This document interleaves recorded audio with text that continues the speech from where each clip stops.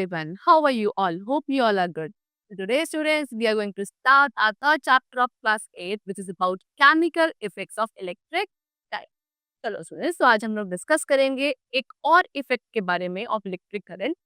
So far, we have discussed in the previous classes about the heating effect and magnetic effects of electric current. लेकिन आज हमको पढ़ना है एक और इफेक्ट जिसका नाम है chemical effect of electric current. ठीक है, तो इसके प्रिंसिपल्स क्या-क्या होते हैं या फिर इनके इस फिनोमेना से क्या-क्या नई-नई चीजें या कॉन्सेप्ट्स हमारे इस चैप्टर में है वो सब आज हमें डिस्कस करेंगे. चलो, तो now let's start our chapter.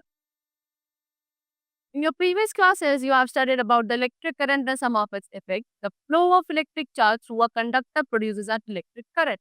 In most cases, an electric current is produced due to the flow of electrons. ठीक है, देखो अब वही चीज है कि जब क्या होता है इलेक्ट्रिक चार्ज का फ्लो होता है थ्रू अ कंडक्टर, उसको आप क्या बोलते हो? इलेक्ट्रिक करंट बोलते हो. ज्यादातर जब भी इलेक्ट्रिक करंट या इलेक्ट्रिक चार्ज फ्लो हो रहा है स्टूडेंट्स, तो वहां पे माना जाता है कि क्या हो रहा है, इलेक्ट्रॉन्स का फ्लो हो रहा है. Okay, so electrons flow from negative terminal to the positive terminal of a battery to the external circuit. External circuit यानी कि सर्किट के अगर आप बाहर देखोगे तो किसी भी बैटरी या किसी भी सेल के नेगेटिव टर्मिनल से पॉजिटिव टर्मिनल की तरफ ही इलेक्ट्रॉन्स का क्या होता है? फ्लो होता है. But conventionally the direction of electric current is taken as the direction of flow of positive charges, that is from the positive terminal to the negative terminal of the battery. लेकिन conventionally क्या माना जाता है कि electric current का जो flow होता है सर्किट के अंदर वो positive terminal to negative terminal होता है. फ्लो इलेक्ट्रॉन्स का फ्लो होता है नेगेटिव टू पॉजिटिव, लेकिन करंट का फ्लो माना जाता है पॉजिटिव टू नेगेटिव. ओके, चलो now we come to the topic liquid as a conductor of electricity. अब इलेक्ट्रिसिटी का एक और कंडक्टर जिसको हम लिक्विड बोलते हैं वो कैसे है और क्यों है वो डिस्कस करें. Some metals like copper, iron and aluminium are good conductors of electricity as they allow electric current to pass through them. Materials that allow passage of electric current through them are called conductors of electric current. Some materials like rubber, plastic, wood do not allow electric current to pass through them. The materials that do not allow passage of electric current through them are called insulators of electric current. See students, अब हमारे पास बहुत सारे materials हैं. उनमें से कुछ ऐसे materials होते हैं जो अपने थ्रू इलेक्ट्रिक करंट को फ्लो होना अलाउ करते हैं. जैसे मेटल्स मेटल्स जितने भी होते हैं जैसे कि आपका iron, copper, aluminium, okay, silver, तो ये सभी ऐसे आपके क्या है, ये सब मेटल्स है यानी कि इनके थ्रू करंट इजीली फ्लो हो सकता है और ऐसे सब्सटेंसेस को हम लोग बोलते हैं कंडक्टर्स ऑफ इलेक्ट्रिक करंट. वहीं कुछ और भी ऐसे सब्सटेंसेस होते हैं जैसे कि प्लास्टिक, वुड, रबर, इनके थ्रू करंट पास नहीं हो सकता, ये करंट को अलाउ नहीं कहते हैं to pass through them. As such substances are called insulators of electric current. Now we can test whether a material is a conductor or not using a simple electric circuit consisting of a cell and a bulb connected by wire. अगर अब आपको किसी substance को check करना है कि वो एक कंडक्टर है या इंसुलेटर है, तो उसको आप बहुत ही एक बेसिक सा इलेक्ट्रिक सर्किट बनाकर उसे यूज वहाँ पे उस सेटअप में रखकर आप उसको चेक कर सकते हो कि वो इलेक्ट्रिक करंट सॉरी कंडक्टर है या इंसुलेटर है. वहाँ पे आपको बेसिक से इलेक्ट्रिक सर्किट बनाना है जिसमें आप क्या एक सेल ले लो, एक बल्ब ले लो और उन सभी को वायर से कनेक्ट कर दो और फिर आप उसको क्या कर सकते हो, उसके थ्रू करंट पास करके देख सकते हो. अगर उसके थ्रू करंट पास हो रहा है होगा यानी कि अगर वो कंडक्टर होगा तो बल्ब आपको ग्लो करेगा, otherwise it will not. Now testing the electrical conductivity. अब कैसे इलेक्ट्रिकल कंडक्टिविटी टेस्ट करी जाए? The term electrical conductivity means the ability of a substance to allow the flow of electric current. We have studied that the materials like iron, graphite, aluminum, etc. allow electric current to pass through them, while some others do not. So let us now test the electrical conductivity of some material. देखो अब एक term है students यहाँ पे electrical conductivity. क्या है? Electrical conductivity का मतलब होता है किसी भी एक सब्सटेंस की एबिलिटी कि वो अपने थ्रू करंट को पास होने दे रहा है या नहीं, वो करंट को अलाउ कर रहा है टू पास थ्रू इट और नॉट. ठीक है, तो उस एबिलिटी को बोला जाता है इलेक्ट्रिकल कंडक्टिविटी. तो अब किसी भी एक सब्सटेंस की इलेक्ट्रिकल कंडक्टिविटी को टेस्ट करना हम लोग सीखेंगे आज. ठीक, अब यहाँ पे हमारे पास एक एक्टिविटी गिवन है. देखो क्या है एक्टिविटी, आपको देखना है कुछ सॉलिड मेटल्स की हम इलेक्ट्रिसिटी कंडक्टिविटी चेक करने वाले हैं. यहाँ पे आपको एक ड्राई सेल लेना है, कंडक्टिंग वायर्स लेनी है और इलेक्ट्रिक बल्ब लेना है. करना क्या है, take the dry cell and connect conducting wires and electric bulb with it, keeping matchstick a gap between two ends of conducting wires in the circuit.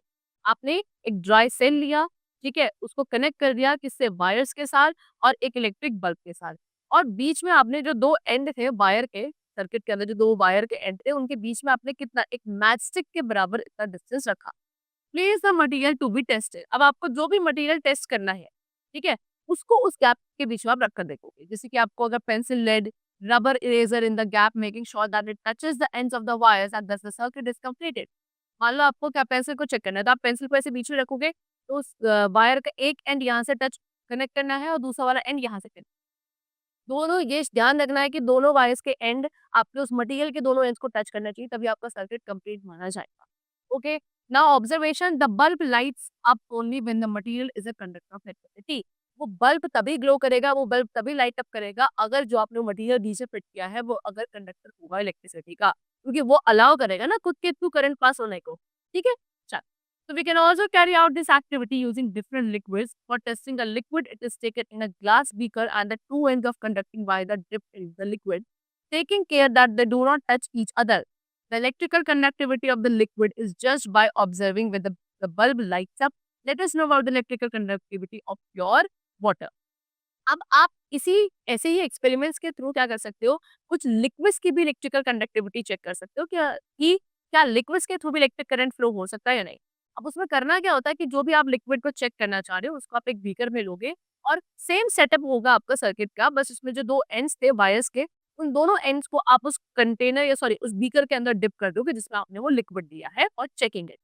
ये बहुत ध्यान रखना है कि जिन दो वायर्स के एंड को आप उस बीकर के अंदर डाल रहे हो, वो दो वायर्स एक दूसरे को टच ना।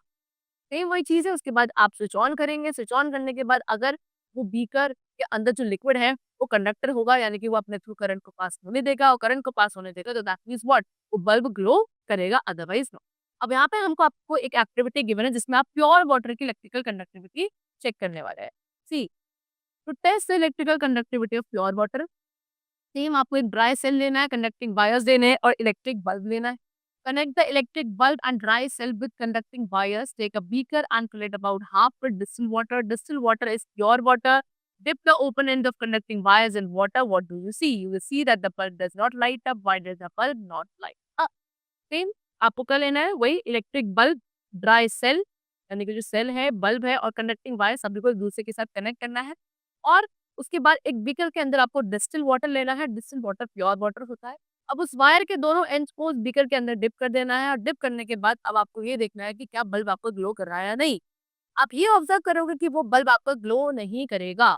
What is the reason behind it? See, the bulb does not light up because pure water is a bad conductor of electricity. Obvious सी बात है ना कि बल्ब ग्लो नहीं कर रहा है और जिन सब्सटेंसेस के थ्रू करंट फ्लो नहीं करता, that mean they are the insulators और bad conductors of electricity. Place a pure water with simple tap water. अब क्या करो, उस प्योर वाटर की जगह अब आप एक बार टैप वाटर रख कर देखो। You will find that the bulb lights. अब आप देखोगे कि बल्ब आपका लाइट अप हो जाएगा, यानी कि it is because of dissolve salt in water. अब ऐसा क्यों हुआ? क्योंकि उस टैप वाटर के अंदर स्टूडेंट्स क्या है, कुछ डिजॉल्व्ड क्वांटिटी ऑफ सॉल्ट है जो कि आपका एक गुड कंडक्टर माना जाता है, ठीक है? और जिसकी वजह से आपका बल्ब ग्लो करेगा, यानी कि उसके थ्रू करंट फ्लो हो रहा। Similarly, you can test the electrical conductivities of lemon juice and vinegar. You will find that both these liquids are good conductors of electricity. इस तरीके से आप लेमन जूस, विनेगर इन सब की भी इलेक्ट्रिकल कंडक्टिविटी चेक कर सकते हो और चेक करने के बाद you will observe it that they both are also the good conductors of electricity. चलो ना, such as sodium chloride and potassium iodide are heated, the molten salts so obtained conduct electric current, that is they become good conductors. Sodium chloride, potassium iodide, इनको आप heat करो, heat करने के बाद जो melted form आपको मिलेगी उसकी आप कंडक्टिविटी चेक करना, तो they both are also the good conductors of electricity. However, some substances that exist as liquid at room temperature such as alcohol, cooking oil, etc. do not conduct electric current, that is they are bad conductors. कुछ ऐसे substances जो room temperature पे liquid state में रहते हैं, जैसे कि alcohol है, आपका ऑयल है, कुकिंग ऑयल, ये सब आपके इलेक्ट्रिक करंट को कंडक्ट नहीं करते, यानी कि ये आपके bad conductors of electricity consider किए जाते। Now we come to the topic of electrolysis. अब आते हैं इलेक्ट्रोलाइसिस पे, ये क्या होता है, कैसे होता है, इसको हम डिस्कस कर देंगे। चलिए, have you ever notice that any change taking place when electric current is pass through a liquid? If you observe carefully, you can see that the gas bubbles are liberated at the two terminals dipped into the solution. What does this indicate? This shows that some chemical changes occur when electric current flows through liquid. देखो क्या बोल रहा है कि जब आप किसी liquid के थ्रू इलेक्ट्रिक करंट को पास करते हो तो क्या आपको कुछ अजीब या कुछ नया ऑब्जर्व आप करते हो? Yes, you will observe a very good and interesting fact over here. क्या कि वहां पे जिस भी जो आपने वायर के दो एंड्स को बीकर के अंदर ड्रिप किया था, जब आप इलेक्ट्रिक करंट उसके थ्रू फ्लो करवाते हो तो उस लिक्विड के वहां पे आपको क्या दिखेंगे, कुछ बबल्स की फॉर्मेशन दिखेगी। ठीक है? अब वो बबल्स जो है, वो क्या है, क्यों है, वो देखना है। तो वो बबल्स जो फॉर्म हो रहे हैं बेटा, वो हो रहे हैं due to some chemical changes. ठीक है? यानी कि जब आप उस लिक्विड के अंदर इलेक्ट्रिक करंट फ्लो करवा रहे हो और अंदर बबल्स का फॉर्मेशन हो रहा है, दैट मीन्स अंदर कुछ केमिकल चेंजेस बन रहे हैं। The process of passing electric current through an electrolyte to bring about chemical changes in the electrolyte is called electrolysis. तो क्या जब आप क्या इलेक्ट्रिक करंट को पास करते हो थ्रू एन इलेक्ट्रोलाइट और जिसकी वजह से उस इलेक्ट्रोलाइट के अंदर क्या आते हैं, कुछ केमिकल चेंजेस आते हैं, इस प्रोसेस को बोला जाता है electrolysis. Liberation of gases is not the only indication of the chemical changes that occur during electrolysis. It can also be in the form of color change of the solution due to the formation of a new substances or deposition of a substance at the electrodes due to decomposition, etc. The requirements for the electrolysis process to take place are: see, सिर्फ gases का formation नहीं होता, वो जो आपको bubbles बन रहे हैं, वो बबल्स किसकी वजह से बन रहे हैं? क्योंकि वहाँ पे कुछ केमिकल चेंजेस हो रहे हैं, केमिकल चेंजेस सच एज़ क्या गैसेस का फॉर्मेशन हो रहा है। लेकिन सिर्फ यही नहीं है इंडिकेशन, इसके अलावा भी बहुत सारी चीज़ें आप ऑब्जर्व कर सकते हो। क्या? कि हो सकता है आपका जो कलर है सॉल्यूशन का, वो चेंज हो जाए, ठीक है? उसके अलावा वो चेंज क्यों होगा? क्योंकि हो सकता है कि उसके अंदर कुछ नए सब्सटेंसेस का फॉर्मेशन हो रहा है। प्लस उसके साथ कुछ नए सब्सटेंस जिनका डिकम्पोज़िशन हो जाता है ना? या फिर उनका डिपॉज़िट आप देख सकते हो, लेयर डिपॉज़िट हो रही है इलेक्ट्रोड्स के आस-पास। तो ये कुछ ऑब्जर्वेशंस है जो आपको इलेक्ट्रोलाइसिस प्रोसेस के थ्रू दिख सकते हैं। अब क्या-क्या रिक्वायरमेंट्स है इलेक्ट्रोलाइसिस प्रोसेस के लिए वो देखते हैं। सबसे पहले इलेक्ट्रोलाइटिक सेल चाहिए होता है। ये क्या है? It is a vessel in which the process of electrolysis is carried out. It is usually made of non conducting material such as glass. क्या है? एक ऐसा वेसल जिसके अंदर इलेक्ट्रोलाइसिस प्रोसेस को कैरी आउट किया जाता है, उसको आप बोलते हो इलेक्ट्रोलाइटिक सेल। ठीक है? ये यूजुअली हमेशा क्या लिया जाता है? एक नॉन कंडक्टिंग मटीरियल का वेसल लिया जाता है जैसे कि ग्लास वगैरह। ठीक है? Now we come to battery. Battery आपको पता ही है, the electrodes are connected to a battery which provides a current supply. फिर उसके बाद जो वो इलेक्ट्रोड्स होते हैं उनको क्या एक बैटरी के साथ कनेक्ट किया जाता है, तभी तो फ्लो ऑफ इलेक्ट्रिक करंट होगा।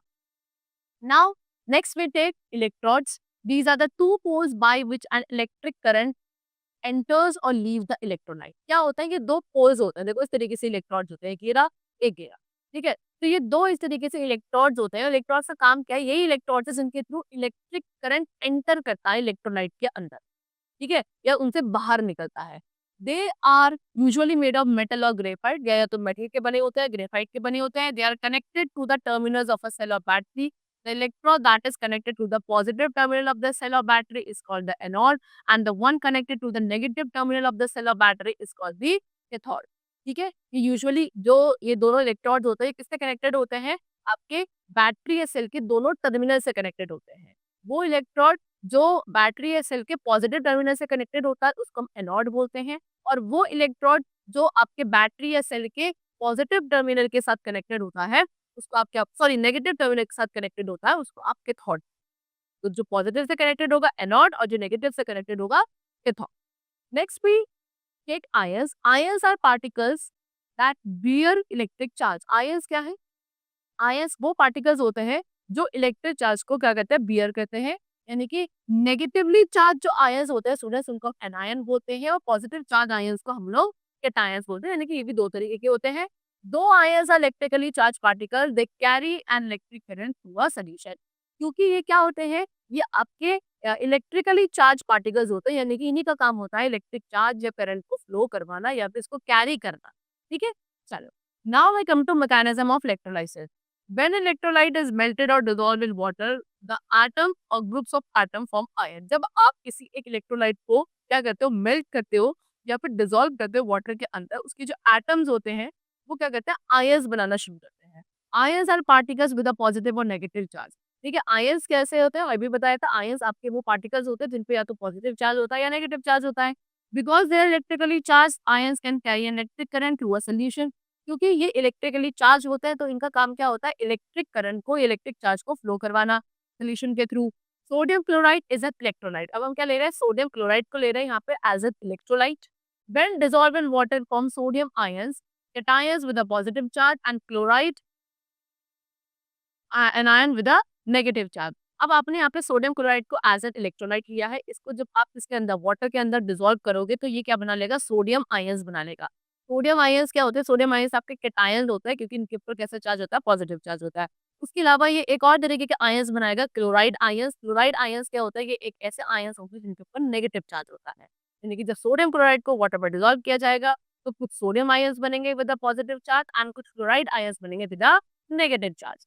On electrolysis of sodium chloride, the sodium ions travel towards the cathode.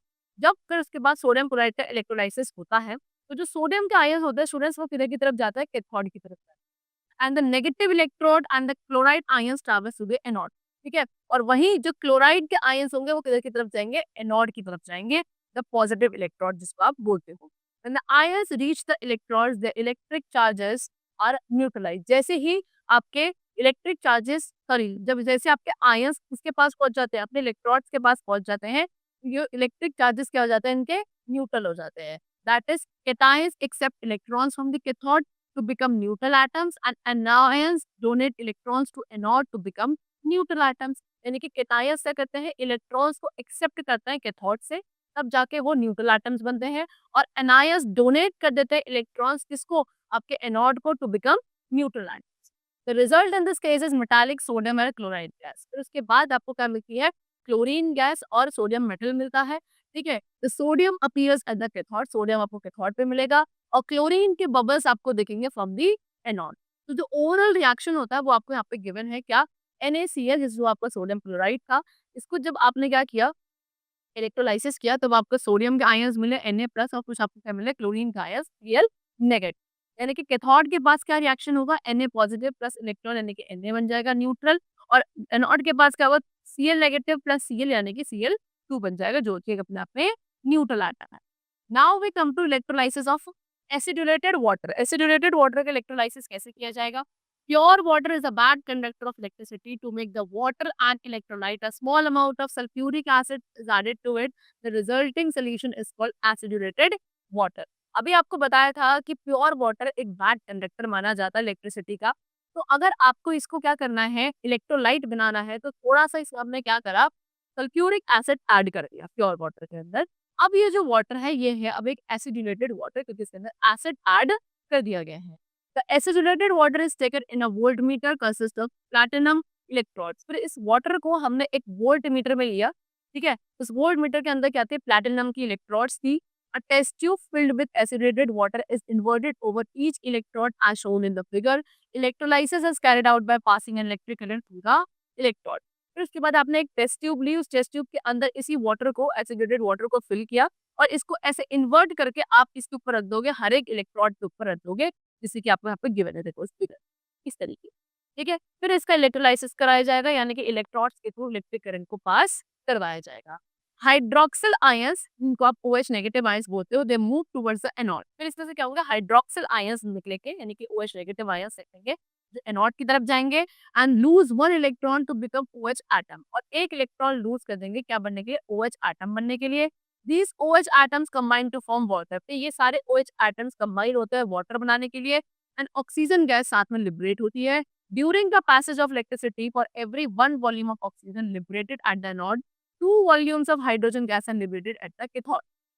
अब क्या होगा, during the passage of electricity, यानी कि जैसे जैसे आप इलेक्ट्रिसिटी का फ्लो करवा रहे हो, हर एक ऑक्सीजन के वॉल्यूम के साथ जो आपको कहाँ मिल रहा है, एनोड के साथ मिल रहा है, 2 वॉल्यूम किसके निकलेंगे, हाइड्रोजन गैस के मिलेंगे, जो आपको कहाँ मिलेगी, कैथोड पे। यानी कि हाइड्रोजन मिलेगी कैथोड पे और ऑक्सीजन मिलेगी आपको एनोड पे।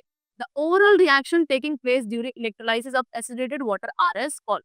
तो कैसे रिएक्शंस होंगे, कुछ आपके ही होंगे। कैथोड पे बेटा H पॉजिटिव था, इलेक्ट्रॉन जाके क्या बना देगा, उसको H नेगेटिव बना देगा, और H+H क्या बन जाएगा, फिर आगे H2 बन जाएगा। एनोड पे क्या होगा, हाइड्रोक्सिल आयंस नेगेटिव थे, यानी कि इसके साथ इलेक्ट्रॉन्स इसके साथ ऐड हो गया, यानी कि अब वो OH बन गया, यानी कि उसमें से नेगेटिव आयन जा चुका है। 4OH gives 2H2O plus O2 और 2H2O gives 2H2 plus O2। चलो, now uses of electrolysis. Electrolysis के क्या क्या यूजेस हैं, अब वो डिस्कस करते हैं। देखो, electrolysis has useful application, some of them are as follow. कुछ यूजफुल एप्लीकेशंस आपको गिवन है, जैसे कि सबसे पहले है extraction. Many metals like aluminium and sodium are extracted from their ores by using electricity. बहुत सारे ऐसे मेटल्स हैं जैसे कि एल्यूमीनियम, सोडियम, इनको हम इनकी ओर से क्या करते हैं, एक्सट्रैक्ट करते हैं किसके थ्रू? इलेक्ट्रिसिटी के through. The extraction of metals from the metal ores by electrolysis is called electrometallurgy. तो इन मोल्टन ओर्स से जब आप मेटल्स को एक्सट्रैक्ट करते हो किसके थ्रू? इलेक्ट्रोलाइसिस के थ्रू। इस प्रोसेस को कहा जाता है इलेक्ट्रोमेटलर्जी। ठीक है। Now we come to electro refining. ये क्या है? द रिफाइनिंग और purification of metal such as copper, gold, silver and lead is done by using electricity. It is called electro refining. क्या? जब मेटल्स की रिफाइनिंग करी जाती है या फिर हम कह सकते हैं मेटल्स का प्योरिफिकेशन किया जाता है, क्या यूज करके? कॉपर, गोल्ड, सिल्वर, लेड, इन सभी को यूज करके इलेक्ट्रिसिटी के थ्रू जब इनकी रिफाइनिंग करी जाती है, इसको बोलते हैं हम इलेक्ट्रो रिफाइन। नेक्स्ट है इलेक्ट्रोप्लेटिंग में यूज किया जाता है। इलेक्ट्रोप्लेटिंग क्या है? ये एक मेथड है of coating a metal that easily corrodes with a metal that does not corrode easily. Electroplating क्या है? ये एक मेथड है जहाँ पे आप एक मेटल के ऊपर कोटिंग करवा देते हो आसानी से, है ना? और उस मेटल के ऊपर एक ऐसे मेटल की कोटिंग करवाते हो जो आसानी से कोरोड नहीं होता। यानी कि जो मेटल कोरोड हो जाता है उसको सेव किया जाता है किसी दूसरे मेटल की कोटिंग करवा के जो कोरोड नहीं, है ना? और ये जो प्लेटिंग करवाई जाती है, ये किसके थ्रू करवाई जाती है? बाय यूजिंग इलेक्ट्रिक करंट को। चलो, now we come to electroplating. अब यही टॉपिक हमें पढ़ना है एक बार, इलेक्ट्रोप्लेटिंग क्या है? Electroplating is carried out in a vessel containing the solution of a compound of a metal that is to form a coat.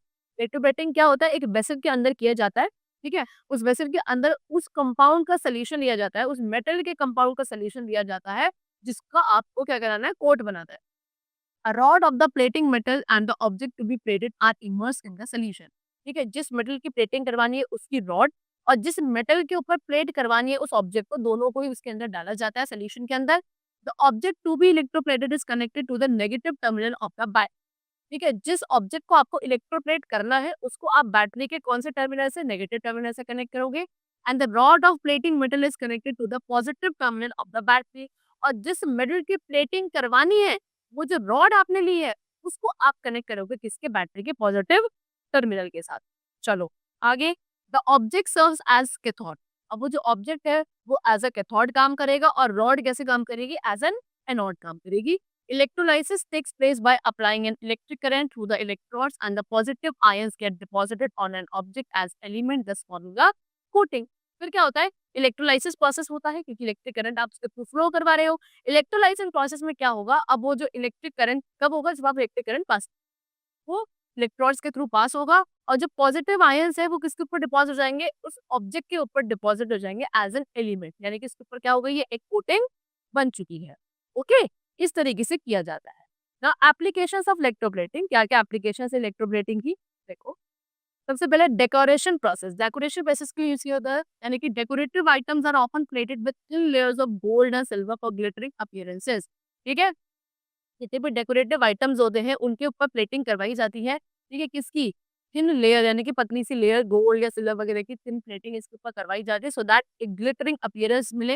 Example, crockery के ऊपर प्लेटिंग करवाई जाती है सिल्वर की, ज्वेलरी के ऊपर करवाई जाती है कुछ चीप मेटल्स की, है ना? चलो, next, protection against corrosion. Corrosion से प्रोटेक्ट करने के लिए भी करवाई जाती है। The articles made of more reactive metals such as iron get rusted often, so to protect them they are electroplated with less reactive metal। देखो, क्या होता है? वो आर्टिकल्स या वो ऐसे ऑब्जेक्ट्स जो आपके कुछ ऐसे मेटल्स के बने हैं जो काफी रिएक्टिव होते हैं, उनके ऊपर हम लोग मेटल की प्लेटिंग करवा देते हैं। ऐसे मेटल की प्लेटिंग करवा देते हैं जो लेस रिएक्टिव होते हैं सो दैट वो हाई रिएक्टिव मेटल प्रोटेक्टेड रहे। Nickel and chromium are widely use in the automobile industry. Nickel, chromium ये ऑटोमोबाइल इंडस्ट्री में काफी यूज किया जाता है। Example, iron is plated with chromium in some part of bicycle and automobiles to protect them from getting rust. अब क्योंकि automobile industry में इनका यूज किया जाता है, कैसे किया जाता है? कि उन बाइसाइकिल्स वगैरह में, ऑटोमोबाइल्स वगैरह में जो आयरन के पार्ट्स हैं उनके ऊपर प्लेटिंग कर दी जाएगी क्रोमियम की। ठीक है, जो बाइसाइकिल में यूज करते हैं। और आयरन के पार्ट पार्ट जो आपके कार वगैरह में या ऑटोमोबाइल्स वगैरह में यूज किया जाता है, उनके ऊपर प्लेटिंग कर दी जाती है किसकी? आपकी क्रोमियम वगैरह की, सो दैट विल बी क्या ना लगे? रस्ट ना लगे। ठीक है, iron can be protected against rusting by electroplating with nickel। brass articles are electroplated with chromium to protect them from getting rust। ठीक है, आयरन को आप प्रोटेक्ट कर सकते हो रस्टिंग से, क्या करके? उसकी निकल के साथ इलेक्ट्रोप्लेटिंग करवा के। ब्रास के जितने भी आर्टिकल्स होते हैं उनकी भी इलेक्ट्रोप्लेटिंग करवाई जाती है क्रोमियम के साथ सो दैट इनको रस्ट ना लगे। टिन के जो कैन होते हैं जिसमें आप फूड वगैरह स्टोर करते हो, इनके ऊपर भी प्लेटिंग होती है ठीक है? टिन ऑन टू आयरन, यानी कि आयरन के ऊपर टिन की प्लेटिंग होती है। इसकी वजह से फूड क्या नहीं होता, डायरेक्ट कॉन्टैक्ट में नहीं आता, किसके साथ? आयरन के साथ, क्योंकि आयरन एक हाइली रिएक्टिव मेटल होता है। अगर आप उसके अंदर डायरेक्टली फूड आइटम्स रखोगे, तो फूड भी आपका क्या हो जाएगा? रिएक्ट कर जाएगा। ठीक है? And is protected from getting spoiled. Iron used in bridges and automobiles is nickel-plated with zinc to protect iron from rusting. Bridge वगैरह में या आपके ऑटोमोबाइल्स वगैरह में जितना भी आयरन यूज हो रहा है, क्योंकि आयरन काफी रिएक्टिव मेटल है, बहुत जल्दी रस्ट हो जाता है, कोरोजन हो जाता है। यहाँ पे भी इनकी इलेक्ट्रोप्लेटिंग करवा दी जाती है जिंक के साथ या iron, so that to protect it, है ना? Electroplating is also used in the manufacture of printed circuit board used in computers, TV, etc. ठीक है? आपके जो प्रिंटेड सर्किट बोर्ड होते हैं इसमें, कंप्यूटर, टीवी वगैरह में, इनमें भी इलेक्ट्रोप्लेटिंग करवाई जाती है। Now we come to the last topic which is known as electro-refining. The process of purifying metals using electrolysis is called electro-refining. ठीक है ना? क्या बोल रहे हैं कि मेटल्स को जो प्योरीफाई किया जाता है इलेक्ट्रोलाइसिस प्रोसेस के थ्रू, उसको इलेक्ट्रो-रिफाइनिंग कहा जाता है। A thick block of impure metal is taken as the anode. क्या लिया जाता है? जो भी impure metal है, उसका एक बहुत बड़ा सा ब्लॉक लिया जाता है, उसको आप एनोड कंसिडर करते हो। उसके अलावा एक पतली सी रॉड ली जाती है उस प्योर मेटल की, है ना? उसको आप बोलते हो cathode. A solution of the salt of the metal is used as an electrolyte in this process. ठीक है? वो मेटल जिसको आपको प्योर करना है, उसका सॉल्यूशन लिया जाता है, सॉल्ट सॉल्यूशन लिया जाता है as an electrolyte, and when electricity is pass through the solution, the impure metal used as anode slowly goes into the solution. ठीक है? फिर जब आप अब इस पूरे सेटअप के थ्रू इलेक्ट्रिसिटी पास करते हो, यानी कि इलेक्ट्रोलाइसिस करवाते हैं सॉल्यूशन का, तो जो इम्प्योर मेटल जिसको आप एज एन एनोड यूज कर रहे थे, वो धीरे-धीरे कहाँ जाता है? सोडियम के पास चला जाता है, सॉरी सॉल्यूशन के पास चला जाता है, और जो प्योर मेटल होता है वो डिपॉजिट हो जाता है उस पतली सी मेटल रॉड पर जिसको आपने एज एन कैथोड लिया था। ठीक है? As a refining process takes place, impurities in the metal block settle down at the bottom of the container or dissolve in the solution. जैसे जैसे रिफाइनिंग प्रोसेस होता जाएगा, उस मटेरियल के अंदर जितनी भी इम्प्योरिटीज थी उस मटेरियल के ब्लॉक के अंदर, वो सारी की सारी नीचे उस सोल्यूशन का जो बीकर आपने लिया है उसमें नीचे सेटल होती चली जाएंगी, या बोलो सोल्यूशन में डिसॉल्व हो जाएंगी। Copper is refined industrially using this process. Copper की रिफाइनिंग बेसिकली ऐसी ही करी जाती है इंडस्ट्रीज में, है ना? A thick block of impure copper is used as an anode. क्या लिया जाता है? एक बहुत बड़ा सा ब्लॉक लिया जाता है जो कि कॉपर का होता है, लेकिन कैसा होता है? इम्प्योर होता है। उसको आप एज एन एनोड लेते हो। उसके बाद एक पतली सी कॉपर की रॉड ली जाती है जिसको आप कैथोड मानते हो। कॉपर सल्फेट सोल्यूशन लिया जाता है एज एन इलेक्ट्रोलाइट, है ना? फिर इसके through electric current is pass through the solution, electric current को पास किया जाएगा, तो जो इम्प्योरिटीज होंगी दे गो इनटू द सोल्यूशन, वो सारी सोल्यूशन में चली जाती हैं, और जो प्योर कॉपर है it get deposited onto the thin copper rod, और जो प्योर कॉपर होगा वो सब कहाँ डिपॉजिट हो जाएगा? उस पतली सी कॉपर रॉड के ऊपर डिपॉजिट हो जाएगा। इस तरीके से क्या कराई जाती है? इम्प्योर मेटल्स की इलेक्ट्रो रिफाइनिंग कराई जाती है, यानी कि उनको प्योर बनाया जाता है by using electrolysis. Hello students. So we have discussed the all topics of this chapter, electrolysis, electro-refining, सभी हमने डिस्कस कर लिए। I hope you all are understood with this chapter very well. So that's all for the chapter. Thank you everybody.